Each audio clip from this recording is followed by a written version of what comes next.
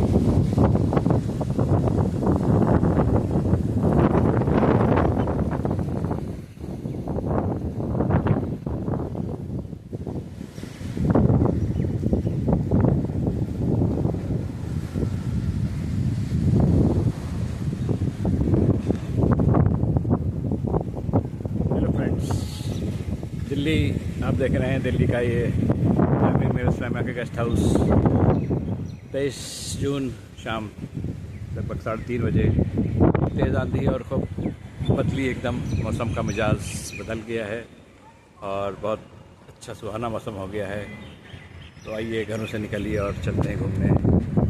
ये नेहरू हाउस जो कि यहाँ का गेस्ट हाउस है, इसमें हम लोगों ने स्टे किया हुआ है यहाँ पर।